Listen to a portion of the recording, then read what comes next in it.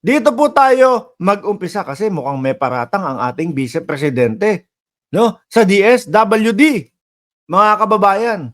Oh, umpisahan ho natin 'to. Meron tayong 5 topic at yung Abalos versus Kibuloy nasa kalagitnaan po nito. Ha, okay, kaya wag po kayong maiinip. Mga kababayan, Radyo Pilipinas, nanindigan si DSWD Secretary Rex Gatchalian na walang pinipiling tulungan ang DSWD. O yan. Ito ay sa gitna ng naging pahayag ni Vice Presidente Inday Sara Duterte na may mga tinatanggihan ng DSWD na tulungan ang kanilang iniendorso dahil anya sa politika. Narinig ko ito mga kababayan, kumbaga parang naku, pinipili lang ho nila yung kanilang mga tinutulungan. Yung mga ini-endorse namin, yung mga pinapapunta namin doon, hindi na nila tinutulungan. Dahil nga, siguro iniisip ni BP Sara, kapag ka tinulungan ng DSW dito, lalong lalapit ang mamamayang Pilipino kay Inday Sara Duterte. Ngunit subalit datapwat, mga kababayan, yaan po ay kumbaga itinanggi po. No? Itinanggi po ng secretary ng DSWD na si Secretary Rex Gatchalian. Nandito po yung interview sa kanya, mga bossing eh. So sa madaling salita po, baka yung sinasabi ng ating Vice Presidente o yung bintang ng ating Vice Presidente na tinatanggihan yung mga pinapapunta nila doon, baka guni-guni lang po nila ulit. Baka kagaya nung saan ba yun? Sa hearing sa Senado, no? Oh. Parang nahihilig silang mag-imbento ng mga ganyan, ano? Naalala niyo po si pangalan nito, si Bungo. Nagrereklamo din sa DSWD. Ito nga po, mga kababayan, ang pahayag sa kanya mga bintang sila ng bintang. Ang hilig nila sa ganyan ngayon. Ano, mga kababayan, sabi ni Fire Rabbit, hay naku Sara, na malakas ang saltik, okay lang. Magbida, basta wag kang manira. Pwede ho kasing paninira yun eh. Nako, eto na, si Pastor Kibuloy, mga kababayan, binisita na tayo. Kapag may kakatihan, ipaglaban ko, di ba, Katibul? Bumisita si Pastor Kibuloy. Anyway, mga bossing, ituloy na ho natin. Pero dahil nabalitaan ko, ang gagawin namin at gagawin na namin ay makikipag-ugnayan kami sa kanyang tanggapan, sa kanyang mga constituent services people para malaman namin kung ano yung detalye para maimbestigahan namin ng maayos. Ayan. Baka ang problema ho, mga kababayan, kapag dating ho, no, sa tanggapan ng Vice Presidente ni Secretary Rex Gatchalian wala namang maituro. Hindi naman ma-explain kung ano yung sinasabi nila na pinipili lang at hindi binibigyan ng tulong. Alam niyo po mga kababayan, DSWD po yan. Sa mga kalamidad, sa kung saan-saan po, halos lahat po nakikita ko, meron silang mga boxes at talaga namang tuloy-tuloy ang kanilang pagtatrabaho. Kaya nagtataka ako, bakit kailangan magkaroon ng politika dito? Wala na bang puso? Yung mga tao sa DSWD na kapag, sandali, galing kayo kay Inday Sara Duterte. Pasensya na po, kahit kailangan na kailangan nyo, hindi namin kayo bibigyan. Wala na bang mga puso yung mga tao dyan sa DSWD? Ako po ay naniniwala, mga boss chief amo sir, mga madam, ano? Kumbaga yan, basta kailangan ng tulong, sige, bigay. Pero syempre, hindi naman po lahat, mga kababayan. No? Yung mga ini-endorso sa kanila, yung mga dinadala sa kanila o pinapapunta sa kanila, mga bossing, syempre, kailangan din nilang pag-aralan. Ito bang mga to ay kailangan talaga ng tulong? O baka mga, kumbaga, nakikisabit lang at hindi naman talaga kinakailangan ng tulong at gustong makaisa lang.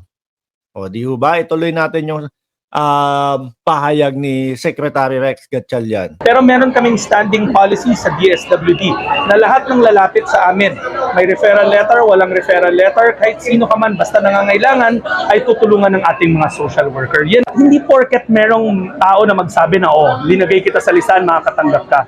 Lahat yan na referral ng kahit sino ay dumadaan sa kahit Vice Presidente, kailangan aralin. Ito ba talagang tao na to ay nangangailangan o hindi lang? Ano ba? Baka linista lang ng Vice Presidente ito. Hindi naman nangangailangan. Baka mas mayaman pa sa atin. Meron po kasing mga ganun, mga kababayan eh. Yung tipo bang hindi na nila kailangan ng kung ano-anong mga tulong, pero ang gagawin ho talagang aanuhin pa, talagang idadaan pa sa mga DSWD. Kapag tayo ho, may kakayahan na mga kababayan, no?